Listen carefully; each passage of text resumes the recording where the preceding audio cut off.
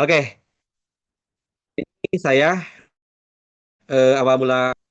Jadi eh, dulu saya nggak punya kerja, uang saya juga tinggal 60.000 rupiah. Kontrakan tuh sisa 1 bulan. Modal saya jualan 12 potong ayam beneran.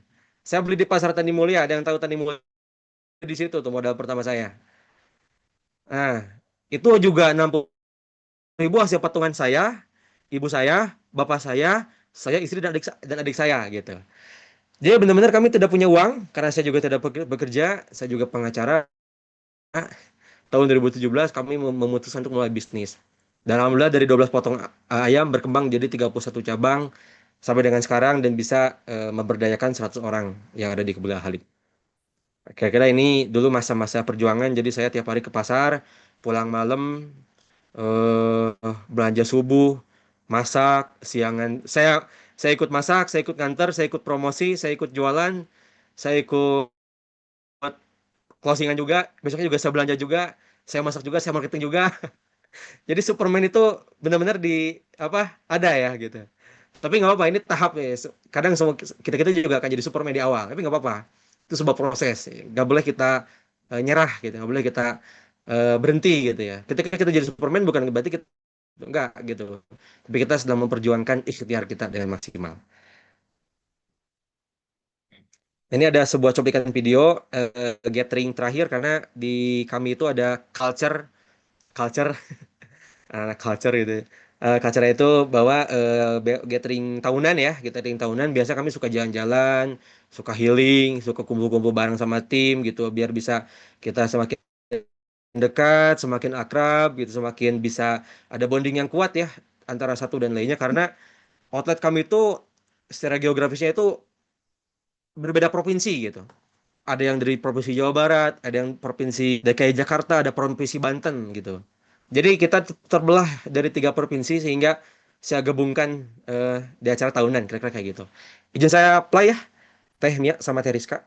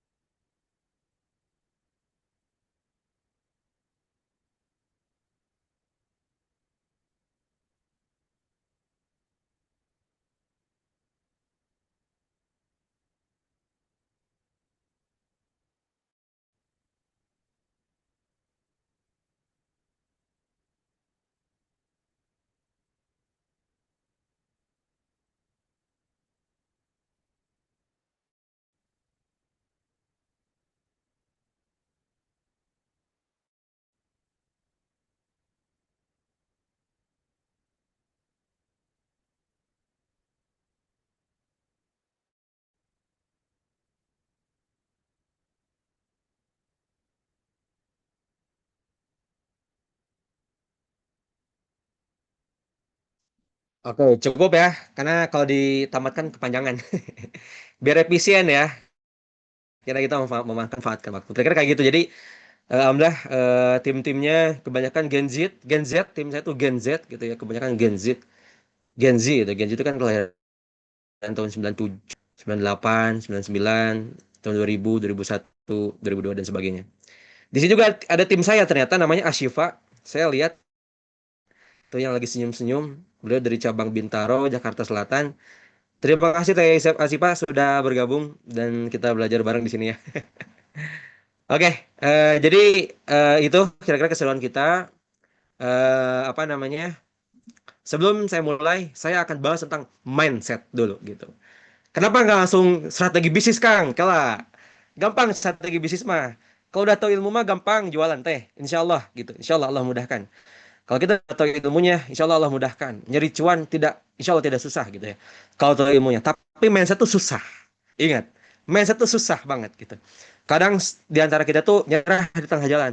Kang, gimana ya usaha saya teh gerame gitu ya. Udah 2 bulan, 6 bulan, setahun gak ada yang beli. Kenapa ya Kang? Saya udah berusaha terus. Kenapa yang gak ada yang beli? Kenapa susah banget ramenya? Nah, itu tenangan. Gak apa-apa. Itu namanya iterasi. Iterasi adalah sebuah proses penyempurnaan di mana tidak ada yang sempurna langsung. Ingat ya, tidak ada yang sempurna langsung kalau kita tidak memulai sama sekali. Nah, makanya saya bedah di mindset dulu agar mental kita kuat dulu. Agar kesungguh-sungguhannya kita kuat dulu. Agar semangatnya kita bisa kuat dulu gitu. Karena kalau misalnya kita langsung mulai, kita terjun, belum ada hasil, udah nyerah, itu belum ketemu titik sumurnya, belum ketemu titik hasil perjuangannya, belum ketemu titik damnya gitu. Dari situ apa? Dari Siti Hajar cerita ya, bolak-balik Sopa Marwah, Sopa Marwah, Sopa Marwah itu didikan contoh buat kita bersama bahwa belum ketemu sumur mah, belum berhenti. Itu luar biasa Sopa Marwah tuh jauh banget ya gitu. Dulu mah padang pasir, sekarang udah teduh, udah dingin, udah ada kipas di Mekah. Dulu mah boro-boro pasir semua gitu. Nah kita sekarang udah ada handphone, udah ada teknologi, udah nggak gaptek gitu ya.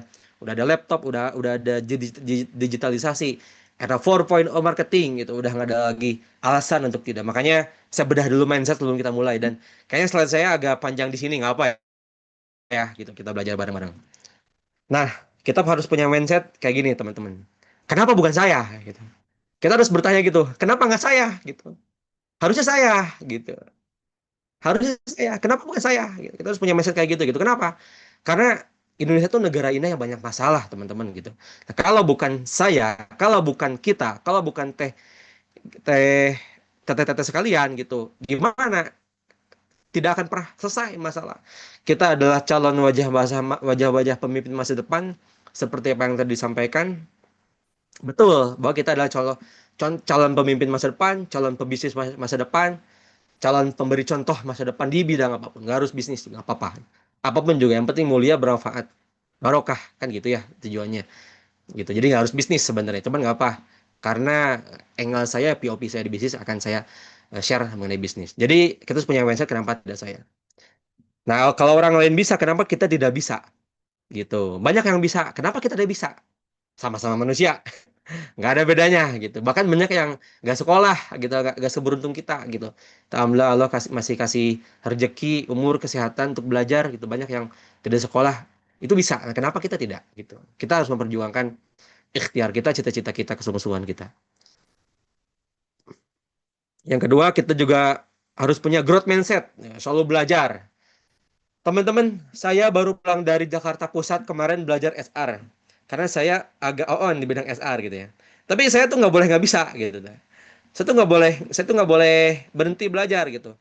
Saya tuh orang bulog karena SR itu biasanya itu psikolog. Wabil khusus ngambil profesi di bidang company atau perusahaan gitu. Saya tuh orang orang IT, teman-teman. Saya tuh media sebenarnya gitu. Saya tuh nggak ngerti, tapi saya tuh sebagai direktur, posisinya beda.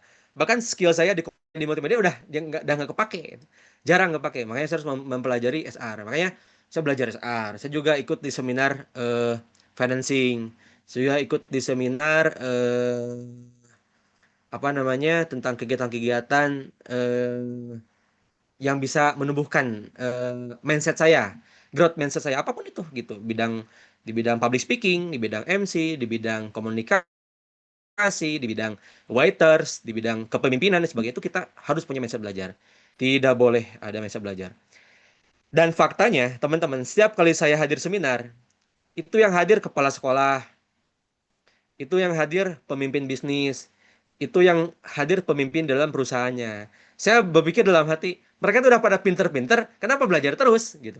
Saya selalu berpikir kayak gitu. Kenapa kayak gitu? Nah, karena mereka punya mindset growth belajar.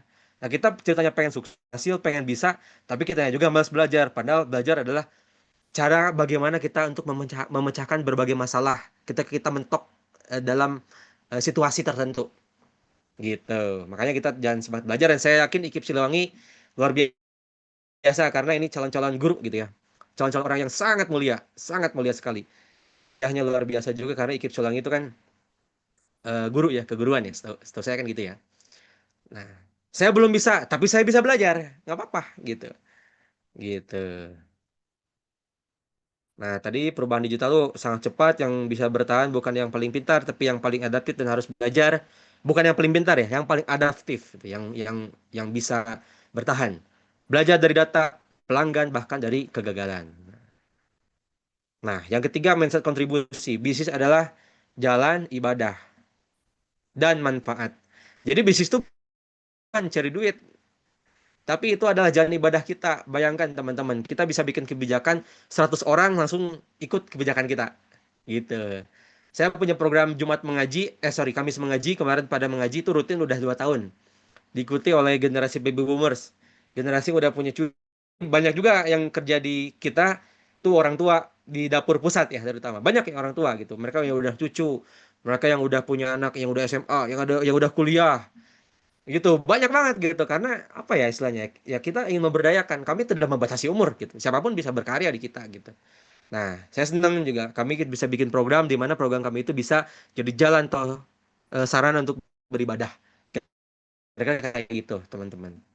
Nah, bisnis juga bukan cuma sekedar cari cuan ya tadi, bukan sekedar cuan, tapi cara saya menebar manfaat. Jadi Gen Z, saya yakin ini Gen Z semua nih. Saya yakin 99% Gen Z semua. Yang sukses bukan hanya yang viral, tapi yang punya tujuan. Kita kasih solusi, problem solving, kita membuka lapangan pekerjaan, kita memberdayakan orang lain juga. Iteratif, tadi yang saya sampaikan, iteratif, coba cepat-cepat evaluasi. Jadi gini, teman-teman.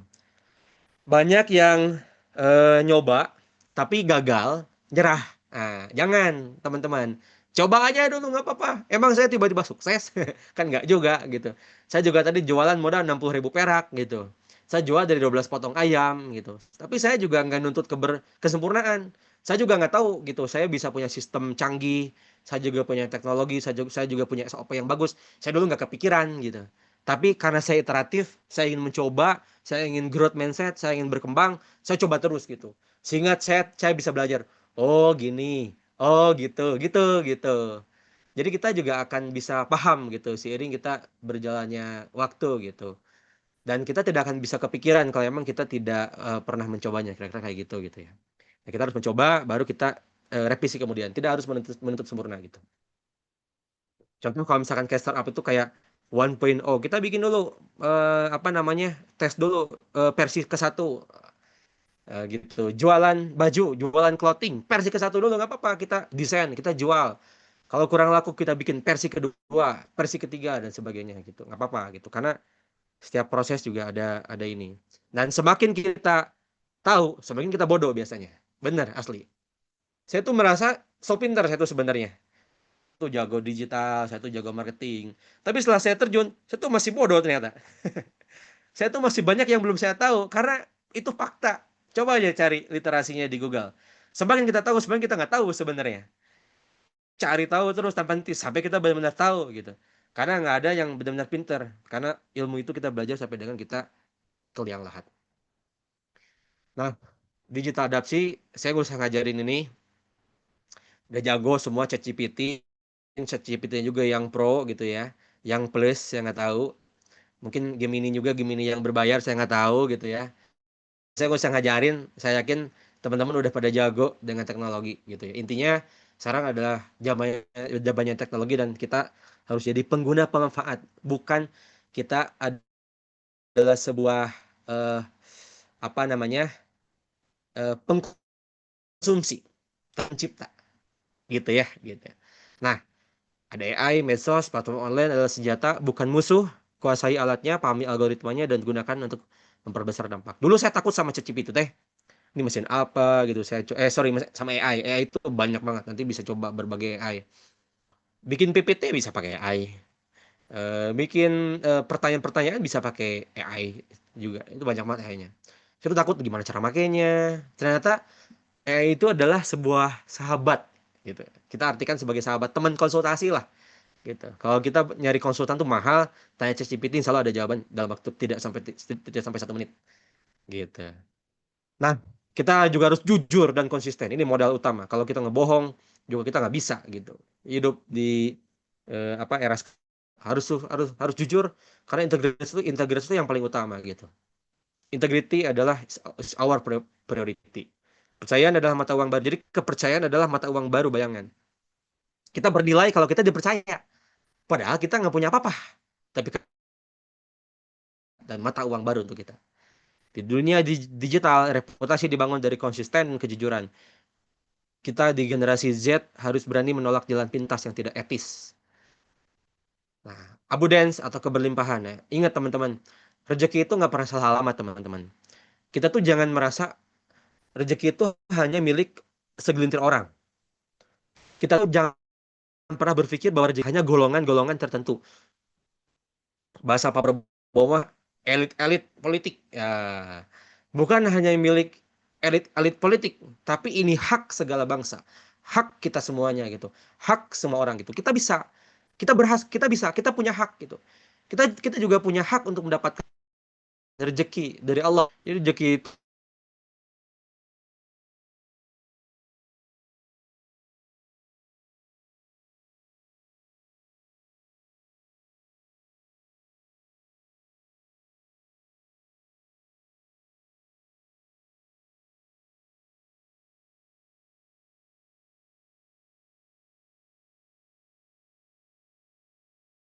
artinya Oh, rezeki itu nggak pernah habis, teman-teman.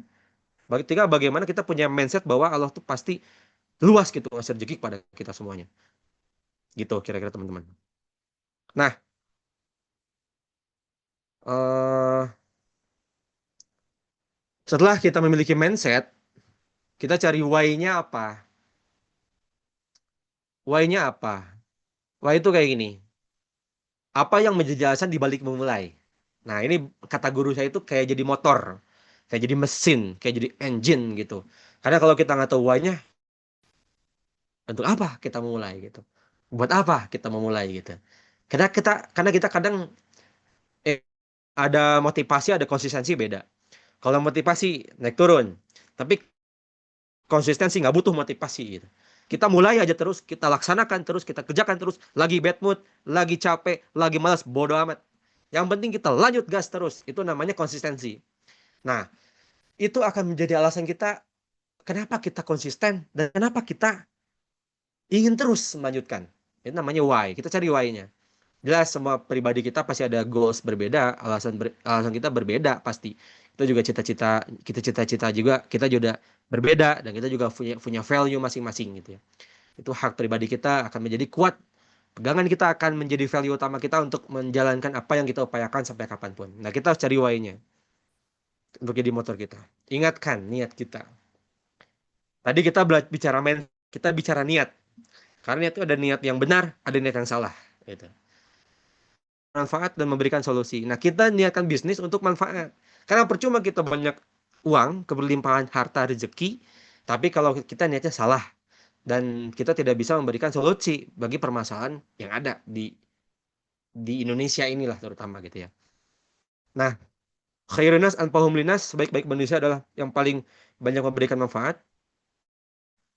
Bisnis bukan sekadar mencari uang tapi menciptakan value, membantu helping other, mendapatkan kemudahan, kenyamanan, dan solusi dari masalah mereka. Setiap produk atau jasa yang memudahkan hidup orang lain, insya Allah menjadi amal jariah. Nah, ini teman-teman. Jadi jariah buat kita, karena hidup kita tuh cuma sekali doang, teman-teman. Jangan sampai capek bisnis, tapi kita nggak jadi jariah buat orang-orang. Nah, yang kedua niatnya adalah menegakkan kejujuran dan amanah. Harus jujur, pedagang ngejujur dan amanah akan bersama para nabi, orang-orang sidik, jujur, dan para syuhada. Ah, ini Masya Allah. Hadis sahih dari eh, hadis riwayat sahih dari Tirmizi, gitu ya, gitu. Nah, niat untuk menopang kemandirian dan memberdayakan umat. Menopang kemandirian dan memberdayakan umat. Tangan di atas lebih baik daripada tangan di bawah. Hadis riwayat Muslim, hadis riwayat Bukhari dan Muslim. Nah, ketika kita punya niat baik, hasilnya juga insya Allah akan baik juga. Nah, tapi ada niat yang salah, teman-teman. Apa itu niat yang salah? Niat yang salah ada niat semata untuk kaya dan pamer. Gitu ya. Ini pamer-pameran harta, sombong-sombongan. Teman-teman, top 10 10 orang terkaya di Indonesia, apakah dia pamer harta? Tidak. Apakah teman-teman pernah lihat bosnya Alfamart Indomart gagayaan? Nggak pernah. Bahkan ke Indomart, ke Alfamart juga nggak pernah lihat bosnya kan? Selama ini. Karena mereka nggak pernah pamer. Karena menurut orang kaya beneran, pamer harta itu privilege mereka, privasi mereka. Dan nggak boleh juga disebar-sebarin. Arman, Direktur Utama BCA di BCA diwawancari, apakah Pak Arman punya private jet? Dia langsung marah, ngomong gini, kenapa Anda bertanya seperti itu? Itu hak privasi saya. Itu hak pribadi saya dan aneh kenapa Anda bertanya seperti itu kepada saya. Jadi bukan untuk pamer. Tapi kalau pamer produk boleh. Beda ya. Pamer harta tidak boleh. Pamer produk boleh. Karena itu retail. Retail manufaktur produknya dibangga-banggain ya haruslah. Karena itu adalah kebanggaan. Tapi kalau pamer harta, pamer kekayaan, no. Hindari itu semua. Barang siapa menipu, maka ia bukan dari golongan kami. Apalagi kalau niatnya menipu gitu ya. Nah, yang kedua, niat yang salah dalam berbisnis itu adalah niat menindas dan mengambil hak-hak orang lain. Celakalah bagi orang-orang yang curang. Quran surah Al-Mutaffifin ayat 1. Ya, jadi kita nggak boleh menindas. Nah, kita juga nggak boleh ambil hak orang lain. Ada hak orang lain dan kita nggak boleh menindasnya. Yang ketiga adalah niat untuk dianggap hebat dan dihormati. Sungguhnya amal itu tergantung niatnya. Hadis riwayat Bukhari dan Muslim. Niatnya tidak usah dianggap hebat dan dihormati, biasa aja gitu. Biasa aja, nggak usah ingin dihormati, slow gitu. Nggak usah dijunjung tinggi, nggak usah dihormati, biasa aja. Kita nolong orang lain cukup. Selesai, hidup kita cuma sekali, selesai. Nggak usah bangga-banggaan gitu, nggak usah sombong-sombongan, biasa aja. Itu niatnya harus diluruskan, teman-teman. Nah, kenapa niatnya harus saya sampaikan? Karena itu eh, bagi saya itu adalah amanah gitu dari Allah.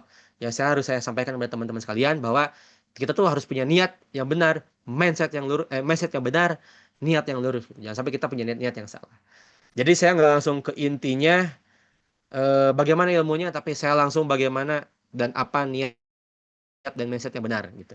Nanti ilmunya setelah kita punya mindset yang benar insya Allah. Nah, ini fakta menurut data Badan Pusat Statistik, saya riset. Ini saya kira teman-teman tinggalnya pasti di antara tiga lokasi ini. Ada mungkin Kabupaten Bandung, saya belum riset.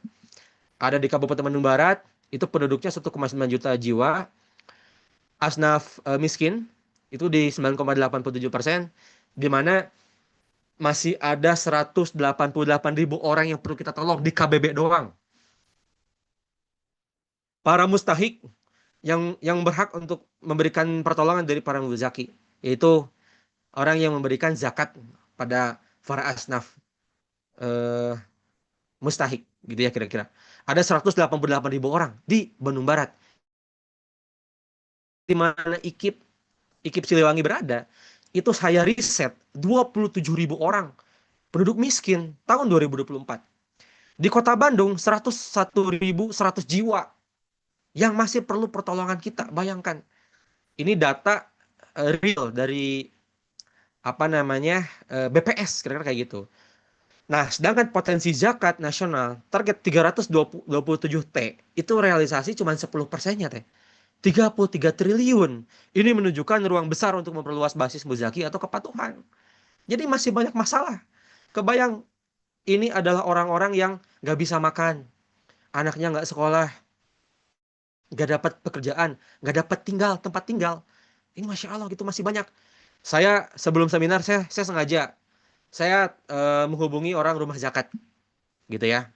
Karena guru saya beliau ada di rumah zakat. Saya hubungi beliau. Assalamualaikum warahmatullahi wabarakatuh. Eh, Kalau boleh tahu, Mustahik di Kota Bandung bagaimana posisi dan kondisinya? Beliau bertanya, antum nanya seperti itu. Per hari, tiap hari aja, yang nge-WhatsApp saya nggak pernah berhenti. Dan setiap hari, para Mustahik itu dia bertambah gitu. Itu hitungan tahun bertambah. Dia nge-WA terus. Artinya kita tuh kekurangan orang yang dermawan. Kita kekurangan orang yang baik untuk menolong keadaan negara kita. Dan kita adalah contohnya. Kita harus jadi contoh. Kita adalah contoh pemimpin masa depan, kita adalah pengusaha masa depan, kita adalah orang baik masa yang harus menolong gitu realitas yang ada kenyataan di Indonesia ini. Dan ini miris sih, saya nangis kalau saya dengar dengar dengar berita ini gitu. Saya jujur sedih banget. Ini jadi motivasi terdalam saya kenapa saya tetap fight. Itu why-nya saya tuh di sini sebenarnya. Nah, hidup hanya sekali, saatnya kita berkontribusi. Bagaimana caranya? Let's do it. Coba dulu. Karena kalau menuntut sempurna, iterasi tadi saya sampaikan, kita nggak akan bisa mulai. Kapan, kapan kalau kita sempurna, itu nggak akan mulai-mulai. Tidak usah sempurna, running dulu, tancap gas dulu. Karena masalah akan datang ketika kita tahu dan menjalaninya. Nah, kalau kita tidak menjalaninya, maka kita tidak akan tahu bagaimana akan bisa kita hadapi. Maka dari itu kita let's do it.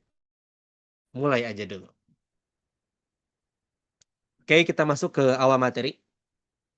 Jadi ini adalah cerita dari penjual cuanki. Nih, ini nggak ada yang lebih cerita ini, cuma saya doang. Nah, saya tuh sering gitu ya. Saya kadang sering ngelamun, saya kadang sering nongkrong sendirian. Dan ada mang-mang cuanki gitu ya. Nah, mang cuanki itu dia nggak ngerti branding, dia nggak ngerti marketing gitu teman-teman. Dia nggak ngerti sanitasi hygiene paham gitu, bersih kotor dia paham. Tapi dia nggak ngerti tentang bagaimana grooming well yang baik gitu di mungkin bisnis F&B kira-kira kayak gitu gitu ya, harus pakai seragam, harus pakai topi, harus pakai apa segala macam brandingnya, personal brandingnya. Mereka tuh nggak paham sebenarnya. Tapi laku kan? Iya kan? Laku kan? Gitu. Bahkan nggak ada yang kenal brandnya apa. Bahkan dia hanya menulis di boxnya di apa di apa ya di tanggungannya itu tulisan jual cuanki aja. Udah gitu aja, nggak ada nama brandnya. Tapi laku teman-teman. Artinya apa? Asal kita mau keluar, kita mau jualan, kita mau mulai, gitu. Insya Allah pasti bakal laku-laku juga gitu. Gak usah khawatir. Kita gak usah mikir, aduh Kang Hans, nama brandnya apa ya? Aduh Kang Hans, mereknya apa ya? Aduh Kang Hans, marketingnya gimana ya? Woi, pergi aja nggak pakai brand aku, gitu. Nggak usah kita capek-capek berpikir, Kang Hans logonya apa ya? Positioningnya apa ya? Kang Hans, makna di balik logonya terdihaki nggak ya? Nanti itu teman-teman. Belakangan, jualan heula we, gitu. Itu fakta teman-teman. Saya tuh merasakan seperti itu. Karena Mang Cuanki, dia jualan, dia laku. Dan dia nggak jualan, ya nggak laku juga karena nggak jualan. Tapi kalau dia jualan, dia laku. Artinya apa? Asal mau kucing itu. Nah, kita mau atau enggak gitu. Pilihannya itu doang. Mau atau tidak. Kalau kita tidak mau, akan ada hasil. Kalau kita mau, kita bakal ada hasil. Kira-kira kayak gitu. Nah, tapi sebenarnya dia tuh ada ilmu yang tidak oleh Mang Cuanki sadari. Yaitu tok tok tok tok. Nah, tahu nggak teman-teman bedanya bakso tahu sama cuanki? Coba jawab dulu.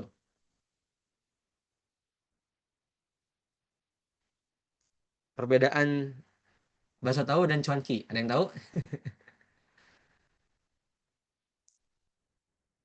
Oke, open mic, boleh open mic, open mic. Ngasal aja, ngasal, ngasal. Aku mau Coba ada yang tahu nggak? aku mau jawab Kang. Boleh, boleh. Gimana? Kalau bakso tahu mah nggak pakai kuah, kalau cuanki pakai kuah. Pinter. Itu adalah value editnya ya. Produknya ya, value editnya itu pinter. Tapi strategi marketingnya apa? Pernah nggak teman-teman memperhatikan? Kalau Maman Cuanki, gini bunyinya. Tok, tok, tok, tok. Itu ya. Nah kalau bakso tahu, tok, tok, tok, tok, tok, tok, tok, tok, tok, tok. Ah, kalau Mang bubur, pakai mangkok. Teng, teng, teng, teng, teng, teng, teng, teng. Ah, sebenarnya itu ada ilmunya teman-teman. Nanti saya sharing habis ini. Itu namanya awareness. Ah, mungkin bagi pegiat bisnis tuh udah ngerti apa itu awareness. Tapi sebenarnya mereka tuh melakukan itu sebenarnya. Nah, kadang saya tuh suka ingin ngasih tahu, kalau yang memang bisa pakai speaker. Di rumah saya itu ada Mang Tutut. Ngomongnya gini, tutut tut tutut, taruh tutut tut tutut tut. Nah, itu awareness. Oke, ilmunya. Gak usah ngomongin digital dulu lah. Pakai speaker dulu. Gitu. Ada tukang ini, teman saya, Odading. Bukan teman sih, penjual Odading yang dekat sama saya karena saya beli Odadingnya terus. Dia pakai speaker gini, teman-teman, speakernya. Odading, Odading, eh Mardotila. Tet, tet, tet, tet, tet. Odading, Odading. Odading cakwe. Mardotila. Ah, kalau orang Cilame pasti tahu. Karena beliau udah 8 tahun jualan di Cilame. Saya tanya ke beliau, Mang, iya ilmu di mana ya? Nah, pakai speaker. Apa pokoknya nama Kioe. Padahal itu awareness teman-teman. Kalau teman-teman ngeh, itu awareness sebenarnya. Kitanya aja yang belum paham itu tuh ilmunya ada ternyata. Nah, kita mau pakai atau enggak ilmunya gitu. Nah, kita pakai pakai strategi-strategi gitu ya kira-kira. Oke, saya lanjut dulu. eh nah, next. Nah, tapi cuanki yang naik kelas. Namanya Ibu Dian Ariyanti, sahabat saya. Beliau pernah ketemu sama saya langsung. Mungkin ada pernah lihat brandnya mungkin ya. Terutama yang suka kekeretaan, eh, mudik pulang kampung ke Jawa, mudik pulang kampung ke Jatim, ke Jateng, atau ke daerah lain, itu ada di KAI gitu ya. Atau yang suka naik Wuh Jakarta itu ada di eh, gerbong nomor 5. Dia udah masuk Wuh juga gitu ya. Nah, bisa juga dari cuanki dirubah, naik kelas. Jadi produk yang bisa di umur simpankan 1 tahun, 2 tahun, sehingga marketnya yang tadi hanya sekitaran Cilame, jadi sekitaran Bandung Barat, Bandung Raya, Jawa Barat, DKI, bahkan satu negara Indonesia. Nah, tinggal kita mau coba atau enggak, kita mau riset atau enggak, kita mau nyoba atau enggak gitu. Nah, kalau kita mau mencoba, insya Allah kita pasti bakal bisa. Cuanki yang tradisional pun ternyata bisa naik kelas, ternyata bisa dikemas. Dan saya yakin teman-teman banyak yang kayak gini. Ayo Basreng, yang suka lihat live TikTok, acungkan tangan boleh. Yang suka live TikTok, korban Shopee, pasti suka belanja basreng ya, suka belanja seblak, gitu ya, suka belanja makanan-makanan dikemas ya. Apapun yang sifatnya tradisional food di Indonesia bisa kita kemas, bisa kita jual retail ke Indonesia. Tinggal bikin label perizinan PRT gampang. Kalau PT bikin BPOM gampang selesai.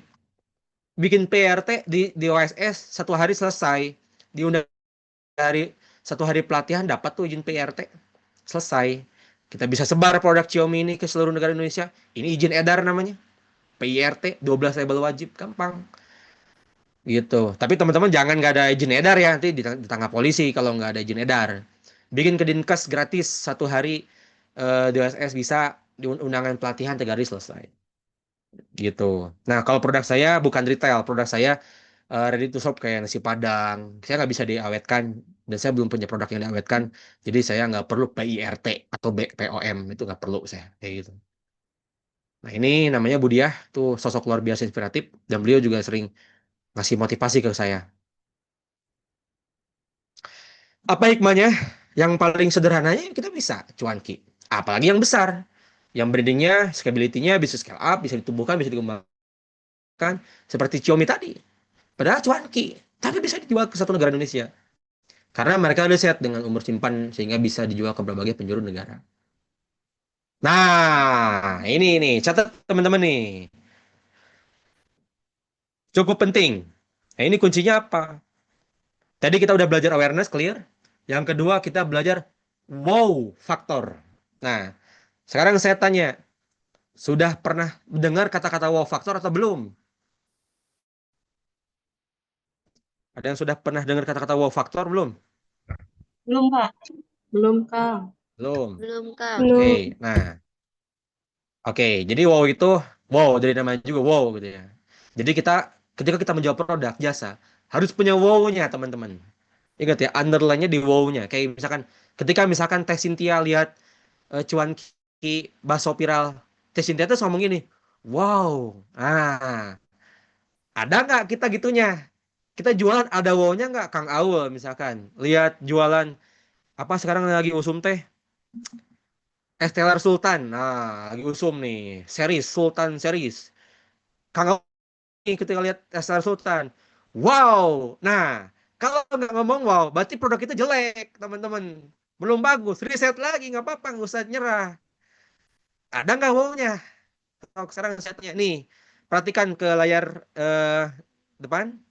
Yang kiri ini adalah yang jualan standar. Tapi ini juga lagi-lagi laku ya. Asal mau, ingat tadi ya, asal mau. Jangan main digital yang gede-gede lah.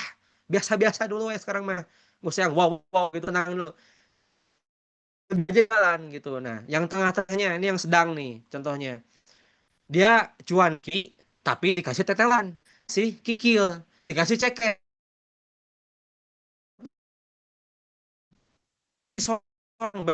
Nah, uang. Yang dia cuanki hanya bakso, ada pangsit gitu ya kira-kira. Tambahin ada kikil, ada ceker, ada telan, ya kan? Tambahin apa lagi? Jando gitu. Berani nggak kita nambahin itunya? Kalau kita nggak berani, kita nggak punya wow-nya teman-teman. Kita nggak punya wow gitu. Nah, itu namanya add value. Tapi kalau yang paling keren itu wow. Nah, ini yang paling kanan namanya teras kelapa. Boleh teman-teman sambil saya sampaikan, boleh buka TikTok. Buka TikTok dulu teman-teman. Coba buka TikTok, buka TikTok. Masih buka TikTok lah. Coba teras kelapa di TikTok, teras kelapa. Nah, itu ketik aja teras itu yang saya maksud wow faktor. Baksonya gede-gede.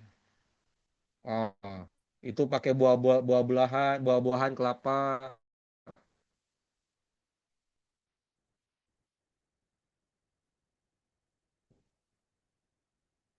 Nah, ada ya, ya. Nah, kita bisa nggak punya wow faktor?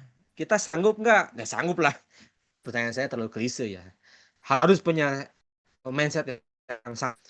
Mau atau enggak? Nah, itu berarti jawabannya. Mau atau enggak gitu. Kita punya wow faktor, mau atau enggak gitu. Kalau kita mau, kita bisa. Nah, kadang kita tuh lupa. Asalan wow-nya.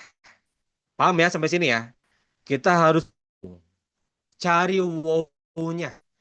Ada yang jualan baju, wow-nya apa? Banyak anti lepek, ya kan? Bisa jadi gitu.